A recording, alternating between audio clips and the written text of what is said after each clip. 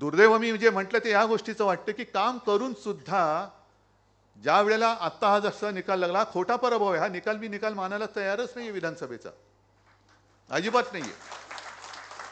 अगदी काल परवाकडे अरविंद केजरीवाल हरले, काही जणांना आनंद झाला, काही तर झोपेतनं उठले आणि त्यांनी प्रतिक्रिया दिली.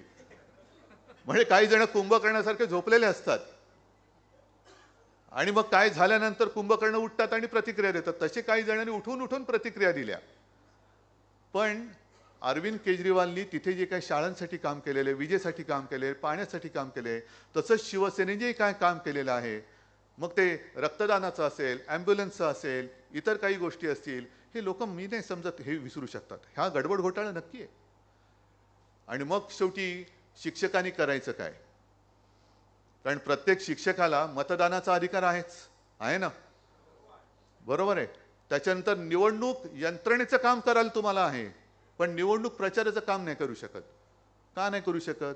जर शिक्षक त्याच्या मनानुसार त्याचं मत देऊ शकतो, तर शिक्षक त्याच्या मनानुसार एखाद्या पक्षाचा प्रचार का करू शकत नाही?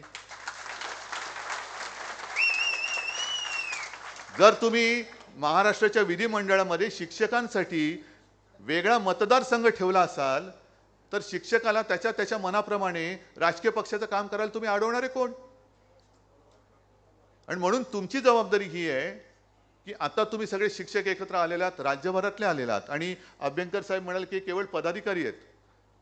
मला अभिमान आहे तुमचा की तुम्ही एवढ्या पद्धतीने, एवढ्या ताकदीने आपली शिक्षक सेना बांधलेली आहे.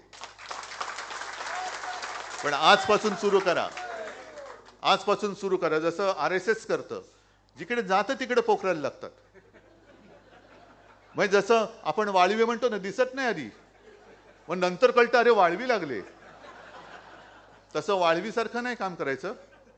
पण आपल्या मताप्रमाणे आपल्या शिवसेनेचे जे आपलं हिंदुत्व आहे, आपलं हिंदुत्व हे आपलं राष्ट्रीयत्व आहे, तसे प्रखर राष्ट्राभिमानी हिंदू तयार करण्याचं काम हे तुम्ही केलंच पाहिजे, करायलाच पाहिजे. तुम्हाला जिथे जिथे शक्य असेल, अगदी ग्रामीण भागातनं आला असाल, गाव वाड्या वस्तेपाडे हे सुरू करा. काय खरं काय, नाहीतर शेवटी दिशा कोण दाखवणार? हातामध्ये मशाल आहे, पण स्वतःच गोंधळला असेल तर जायचं कुठे? कारण मशाल प्रकाश दाखवते. कोणत्या दिशेने जायचं हे तुम्हाला आम्हाला ठरवायचं आहे. हे तुम्ही आता सुरू केलं पाहिजे. शिवसेनेचे सदस्य आता नोंदणी सुरू झालेली आहे. का तुम्ही सदस्य व्हायचं नाही? झालंच पाहिजे तुम्हाला सदस्य. का तुम्ही सदस्य नोंदणीला आता